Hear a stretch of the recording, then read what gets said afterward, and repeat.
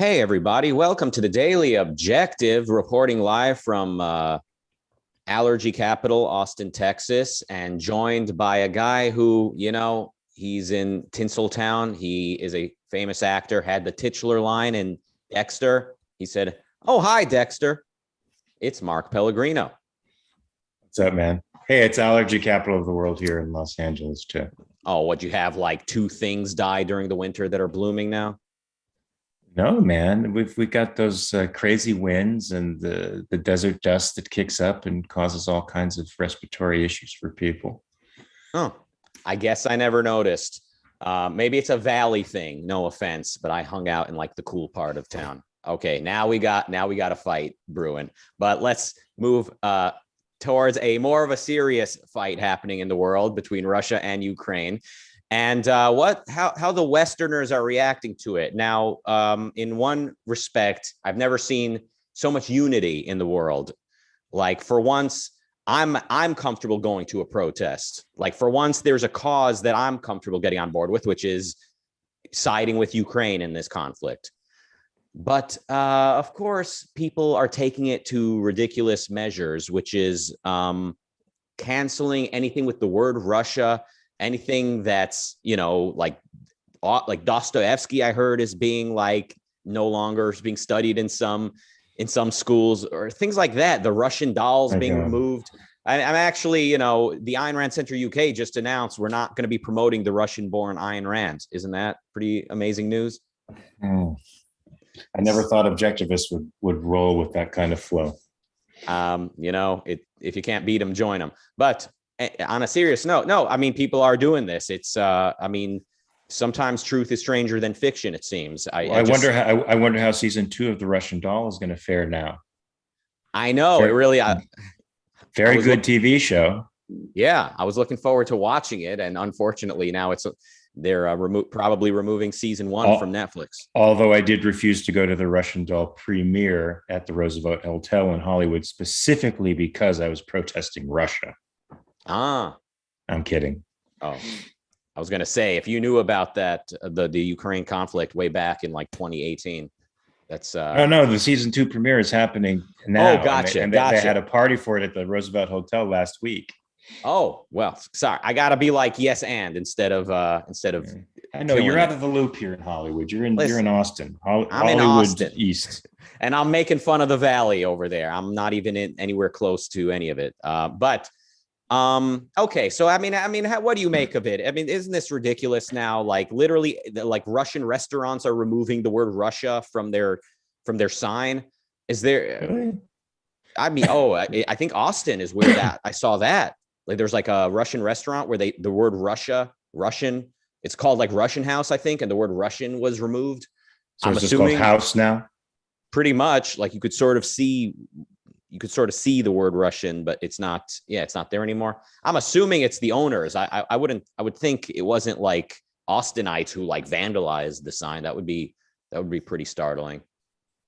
Well, I mean, in the day and age of social media where craziness is magnified, this lowest common denominator of behavior seems to get greater purchase, right? I mean, this would be isolated, I think, in pre-social media circumstances. You'd have pockets of stupid like this, but now it seems like the pockets of stupid can connect with each other across the world and create a larger network of stupid and do stupid things on a grander scale than they could before. Yeah. Do you think, despite that we've seen things being canceled a lot in previous years, there's something different about this, which is that like there's a group of people now, basically Russians, that people are finally comfortable singling out and sort of scapegoating far beyond what's appropriate. So it's not, the Russian government and many of its populace are, complicit in this war. It's more like, no, like finally people are able to just be as bigoted and basically racist as they want towards Russians, and they're letting loose. Do you see that at all? So it's the other, rather than all the tension that has been created by this concept of intersectionality and oppression and all the divisions that have been created in our society has created a fault line, so to speak, of great tension. And this is providing the outlet for all of that tension, you think? Now they can focus it on one scapegoat, other than, white heterosexual males. Right. Yeah. So that was like the group of people it was open season, according to the, leftist, egalitarian social justice philosophy. But now there's like Russians and Russia are like even more like specific group of people that people are comfortable now just like explicitly expressing hatred towards this group. So yeah, it definitely, I think you're right that it's like this tension built up by this intersectional breaking people into groups constantly. But also it's kind of like for so long, the sort of name of the game was don't be racist, right? Don't be racist, don't be racist, don't be racist. And then finally, okay, you can be racist towards this race. And like people are just like, oh, finally. Do you think there's an element of that? Could be. Otherism will never go away in the world, provided there's some group that you can plant all of your sins on and all of your anger and fears on, and avoid introspection. There will always be something that fills that void. And right now it's the Russians, I guess. Yeah. And I was, as much as I've grown to, dislike Trump and everything he represents in the world, I think definitely the leftists treated him in a certain way that like enabled them to finally get the something out of their system that they've been preaching against. So like they were saying, like, especially in around 2015, 2016, don't body shame, right? Don't fat shame. Don't make fun of people's skin color or appearance. Meanwhile, and then suddenly they got this fat orange Trump that they're perfectly happy to just shame his body, shame his appearance, just basically let it all out. So that kind of reminds me a little bit of this. Now it's the anti-racists are perfectly fine now being racist towards Russians. Yeah, well, they're not talking about universal principles. They just use these ideas to leverage power. That's all. So they're perfectly fine with doing all of the things that they claim are universally awful, if it means somehow manipulating the levers of power and making themselves more substantial. I don't know. I think they're a bunch of fools and hypocrites, liars. They don't really believe any of that crap. They being like the social the tribes. It's only within their tribe. It's and provided they can leverage power for their tribe, they'll do whatever they want.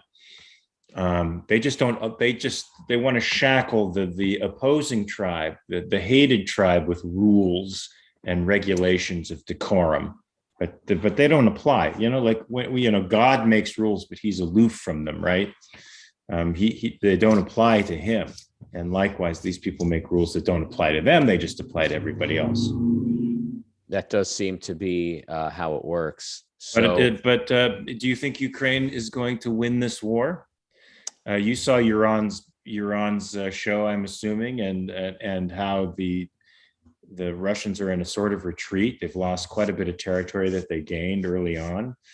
They seem to be trying to make some more moves, I think, in the south. But do you think with European aid, the Russians could possibly not make this work?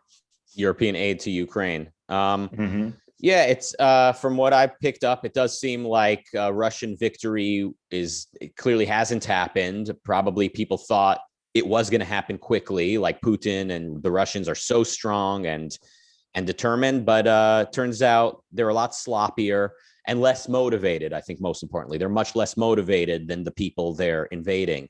So it seems the Ukrainians were pretty set on not allowing this invasion to succeed. So, I mean, from what I've picked up, it does seem like, yeah, the Russians are probably going to retreat. Maybe they'll end up with some kind of compromise, so to speak, like they'll expand their border just a little bit and pretend that they succeeded in what they set out to do.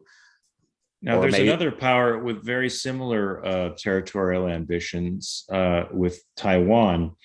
And I'm sure they're watching very closely the way things are proceeding with Russia. But Russia's position in the world is so much different than Taiwan. Do you think all these sanctimonious people now who are declaring their hatred for Putin for his clearly imperialistic and disgusting and brutal warmongering, do you think they would do the same thing should China make a move on Taiwan? Do you think they'd be as strident? Do you think they'd withdraw their support?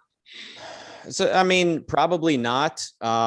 Generally, it seems like China is only the bad guy when it comes to Tibet. And I'm sort of inferring it's because Tibet symbolizes the Oriental mysticism, the sort of the non-civilization. And nothing against Tibet, by the way. I don't know that much about them, but I think they symbolize, Buddhism or the Dalai Lama or whatever it is that they represent in the eyes of a lot of people. So people on the left and the Hollywood left, I think especially, has been vocal about this in recent decades, that, free Tibet, right? Get China away from Tibet. Whereas maybe with Taiwan, there's no kind of reason that prompts the peaceniks to stick up for Taiwan. Just like when it came to Hong Kong last year or 2 years ago, whenever that was, that China basically reneged on their agreement. Well, I'd also like to know what those Hollywood peaceniks actually do about Tibet, besides popularizing the phrase "free Tibet." Do they stop their movies from being sold over in China? No. Have they boycotted them? No, of course not. Somebody on the chat might know that if Hollywood's done something more significant to show its actual solidarity with the poor people of Tibet, but as far as I don't know of anything that they've done that's significant. I remember, I think it was Michelle Pfeiffer who, after China was hit by a tsunami or some kind of natural disaster, I think it was Michelle Pfeiffer who told an interviewer, the Chinese have been really mean to my friend, the Dalai Lama. And then seeing the way that this earthquake has hurt the Chinese, I'm wondering, is this karma? So yeah, that's like the leftist or the whatever Hollywood equivalent of Pat Robertson saying that that Hurricane Katrina is punishment for homosexuality in America. But I'm sure they didn't make fun of her like they made fun of Pat Robertson. Right. Or there was no outrage that's comparable, of course. So yeah, I mean, it's interesting. All right. It's very selective. Like I was saying, for once, there's a cause, like a mainstream cause I'm comfortable getting on board with, which is, showing more moral support for Ukraine. But yeah, it's like, be careful kind of who you get in bed with, right? Like in another conflict, the mainstream could definitely be on the wrong side of the conflict. Just like I'm not sure they would support Taiwan being attacked by China. And clearly, when it comes to Israel versus the rest of the Middle East, instead of accurately seeing it as the entire Middle East virtually versus little Israel, they choose instead to see it as big bad Israel versus the Palestinian, freedom fighters, so to speak, so-called. So they purposely set it up so that the more free country, the more Western civilized capitalist Israel is seen as a big bad Goliath. So generally, it does seem like the more capitalist a country is, the more it's vilified and the less people are likely to defend it. So maybe that's one of the reasons there was not outrage in defense of Hong Kong, maybe because ultimately Hong Kong was being made less free economically as a result of being taken over by China a couple of years ago. What a crazy backwards world we live in.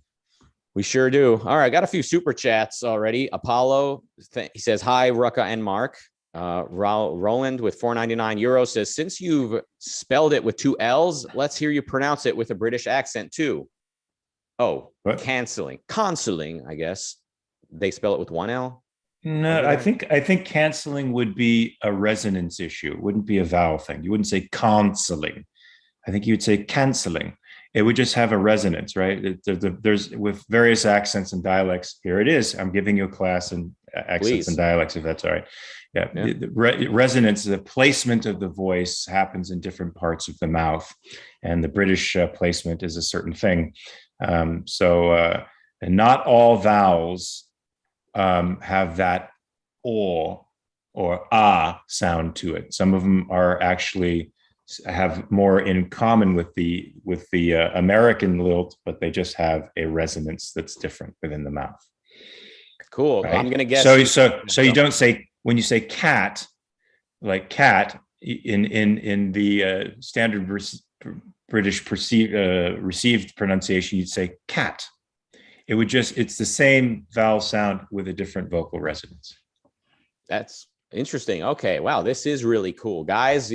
Free accent lessons from Mark. I mean, so I'm guessing you have to study this to be a working actor. Is that true? Or not everyone makes that effort? Not everyone makes that effort, but I think I think it goes with the territory. And I have never studied it formally, but because I've had to do multiple dialects and accents in my work, I've had to study with various people to do it. So it's been more of a practical addition to my work, more than a conscientious effort, single conscientious effort. Interesting. Yeah. I just kind of make up accents as I go. So there you go. Well, this is useful. Okay. Yeah. Sammy with 99 pence. Thank you for that. Regina with €2. Thank you. Jonathan with 199 Americans. Allison with $10 says, what y'all think of major corporations coming together with the Ukraine with their donations and charities while pulling business out of Russia? It's awesome these companies are doing it, ? In parentheses. Well, I certainly find that better than governmental aid. I'm not a fan of foreign aid at all, because there are probably people, regardless of the justice of the cause of the war that they're being forced to support, don't like the idea of war at all and shouldn't be forced to support it. So the fact that corporations are doing it with money and resources that are theirs and withdrawing, resources from Russia, I'm sure it's a small hit on their radar, but it's certainly good. I'd like to see them do the same thing with China. I'm a bit less comfortable with it because I know how fickle the culture can be. So I'm the same way with Elon Musk. When I see Elon Musk, helping the Ukrainian fighters with by what the means that he has, I'm like, I mean, we maybe we like what Elon Musk is doing now, but it would not shock me if the next billionaire to fill to come along in the future now feels that that Hamas are the just fighters in the conflict they're in, or it could be the Iranians in their own way.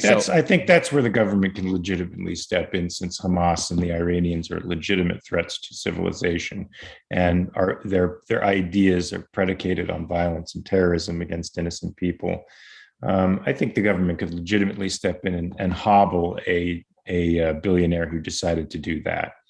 But these people are, irrespective of the fact that their government isn't great, certainly corrupt and has a lot of issues. I think perhaps even more issues than the United States, is still a basically free country with some democratic principles that is being attacked by a country that has no democratic principles whatsoever. So, I mean, I think the moral case is very clear there. And in the case where it wouldn't be clear, I think the government could step in and intervene. Now, I interviewed Claire Fox when I was in London, who is a baroness in the House of Lords. Oh, yeah, that's right. Wow. What was royalty's perspective on this? Royalties. Well, Lord, what was the Lord's perspective? She's been, from what I can tell, she's very good at leaving the left when they go crazy, but also not being seduced by the right and their freak show that they've been assembling in recent years. So she points out, I mean, like many people, she's good at pointing out what's wrong with both sides. She points out that the right have their version of canceling, where like anyone who's not with them is against them. So basically, if you don't agree with, let's say, Trump or whoever, now you're a leftist. So now if we can target you and harass you and maybe even make you lose your job if we can, because this is what fighting the left requires. And the left is evil. So she's pretty good, I thought, based on talking to her, at identifying that. And something I pointed out when talking to her is that, yeah, for so many years, you know, Antifa and these crazy left-wing nuts have been calling people Nazis and, you know, punching them, smashing stuff in the name of fighting Nazis. And the conservatives, whatever, people on the reactionary right have said, stop calling people Nazis inappropriately and stop being violent towards them because you consider them Nazis. That is not how civilized people behave. Then we've got Putin, who, in my opinion, is like Antifa personified. He is just complete. He's deciding Ukraine is run by Nazis or they need to be denazified, and basically invades Ukraine on that premise. To me, that is like Antifa with a military. Like that is virtually everything that Antifa is said to be. So, but of course, we're seeing the right wingers much more reluctant to criticize Putin, and they see him as a symbol of strength and you know, and civility, or like order, I should say. Like they see him as a buffer against the left, even though he's literally doing the thing that Antifa was doing, I think, or is doing, which is attacking people physically, calling them Nazis, whether or not it's appropriate. So it's quite ridiculous.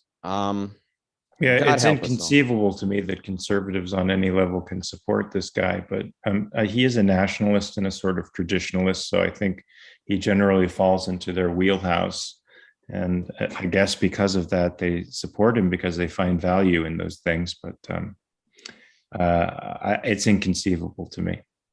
Yeah, I was talking to some random, random person on the internet who follows me, and we got to talking about Russia, and she says, if you ever get into studying Russia, you realize they have a slightly different definition of serious in many situations. The state pretends to tell the truth, and the public pretends to believe them.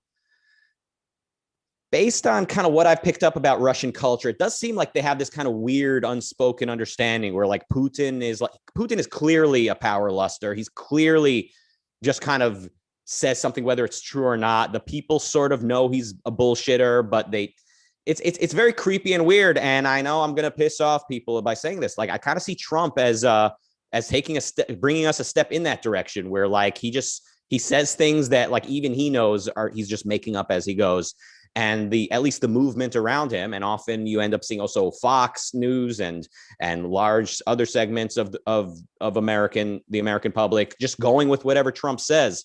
And like it's like the truth doesn't even matter. Reality doesn't even matter. I think that's ends justify the means philosophy. It's just that those on the right, especially those who rejected him initially and then embraced him after he became president, you know, like the Dennis Pragers of the world and the Mark Levins, and they see a larger enemy out there, the larger enemy of the left, and they're not wrong. I mean, the left is an extremely destructive and nihilistic movement, but they're willing to ally themselves with, you know, a strange bedfellow like Trump, who's sort of self-detonating and so coarse that he's really unpalatable on so many levels, and such a pragmatist and unprincipled on so many levels. But they don't care about that at the moment. He's fighting their enemy, and so they're willing to embrace him, sort of like the United States in the 40s when we allied ourselves with Stalin to fight Hitler.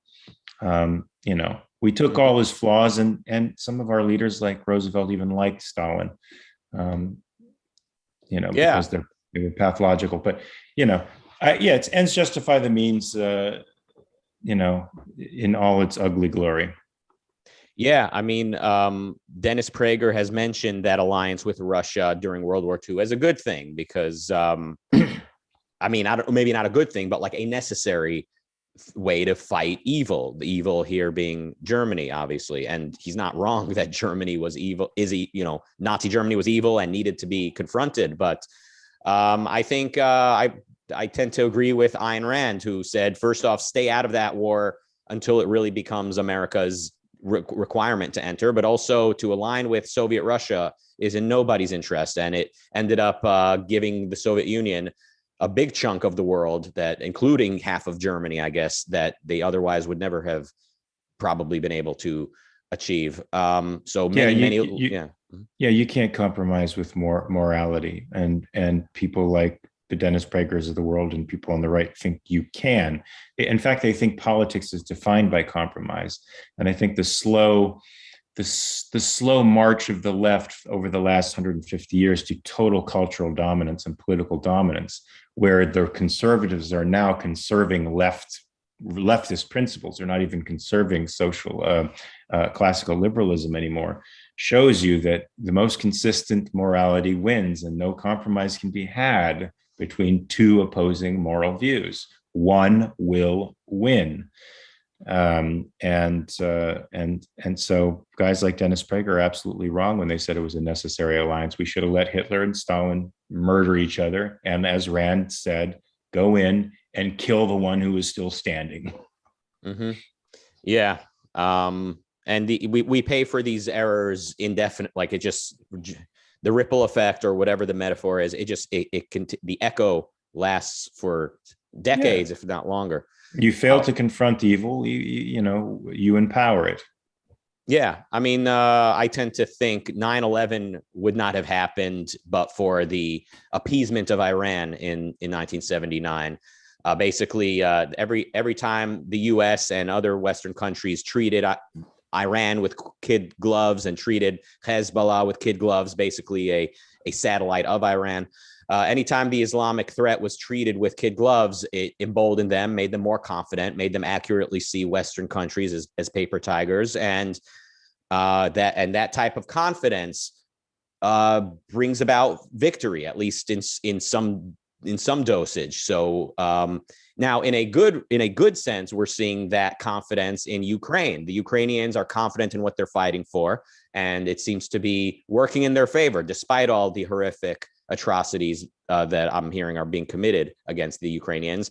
They still haven't lost, and I don't think they're going to lose, because they're confident. They know what they're fighting for, versus the Russians, who are, from what I picked up, not quite sure what they're even doing there.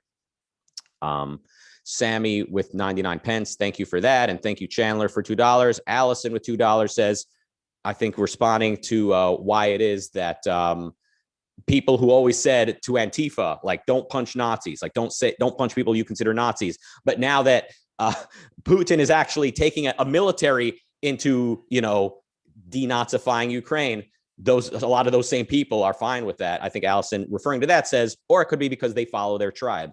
Yeah. That sounds like a good reason, like the correct reason. It is tribalism to the max. Now I suggested that people are finally feel at ease letting their racist freak fly. Like, oh, finally there's a group we get to openly hate, being, Russians. And I don't think that's an inherent part of humanity. I don't think that's something we have within us that we're just waiting to finally unleash. I think it comes from faulty premises philosophically. It comes from a lot of errors and tension and, kind of psychological issues that come from the wrong ideas. Now, also tribalism, I don't see as inherent. People think, oh, that's just the default. It's evolution made us this way. I see it more as it's the default without reason. It's the default when we don't use our most important tool, which is individualistically operated reason. Then, of course, the easiest thing to do is to turn to the tribe and say, I'll go with the rest of these people. Yeah, I think that's the better way of putting it. Nice. All right. Well, there's no other super chats. I think we've covered the cancellation of Russia. It's stupid. It makes no sense. I mean, opposing Putin and the Russian country, the military, whatever government is correct, canceling them, so to speak. But removing the word Russia from from a restaurant and not reading Dostoevsky is just, I mean, it makes it kind of makes people wonder, like, maybe Putin isn't as bad as I thought. If the people opposing Putin are this absurd and childish, then I wonder if they've exaggerated the atrociousness of Russian actions. So it really is. I mean, you wouldn't see this in Atlas Shrugged, the level of absurdity we've seen in the world in recent years, right? Like Rand couldn't try to sell us a novel with some of this stupidity that we're seeing. It's even as far-sighted as she was, I don't think she could have foreseen some of the insanity that's going on today. I wonder. Some of the stuff in Atlas Shrugged is fairly absurd. I mean, it certainly borders on a lot of the stuff that we've seen. You know, the massive evasion and the destruction of identity and the impugning of reason and logic and the results of that are not unlike the madness of the final days in Atlas Shrugged.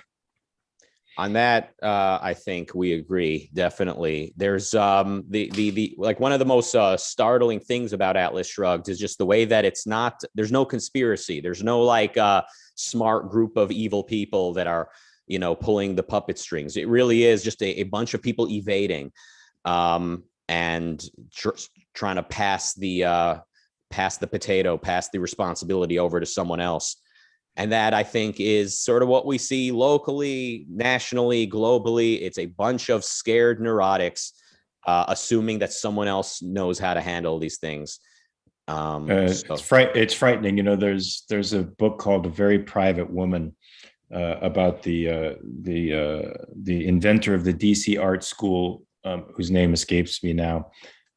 She was murdered on a towpath in Georgetown, and there was a lot of conspiracy theories running around about her affiliation with JFK, because she was very close with him, would visit the White House often. There was speculation that she was having an affair with him and was killed as a result of it. I did a movie about it, sort of loosely based on that book.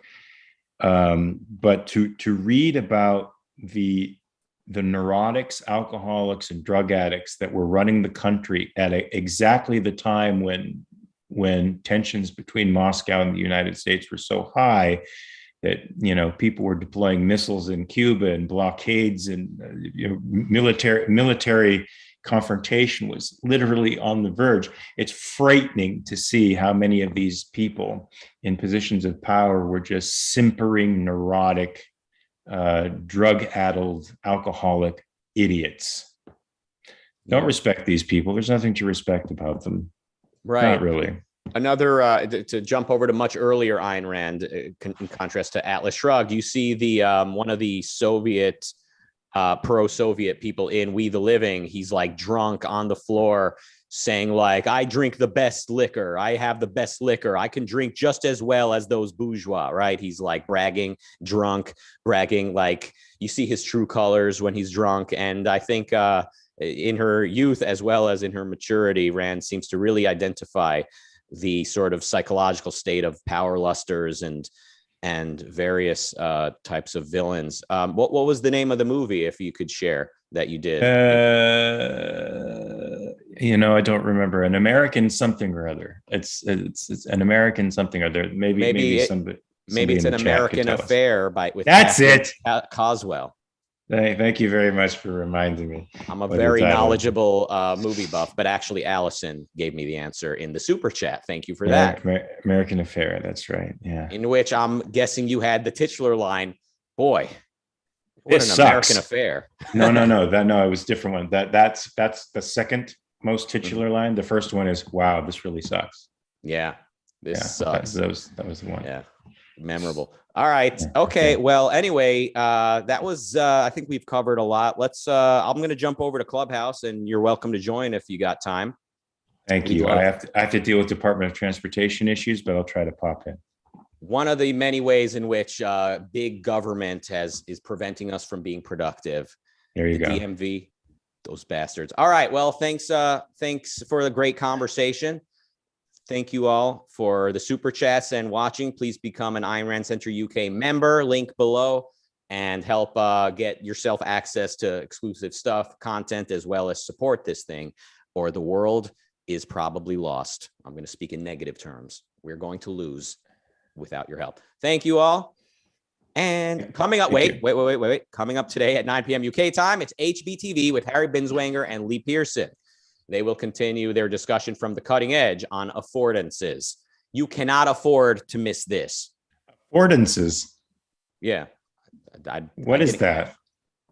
Literally, I think like when you can afford something, but I don't know what they're talking about. So check out the most recent episode of The Cutting Edge with Lee Pearson, and then watch the continuation of that discussion on HBTV coming up today. Thank you all.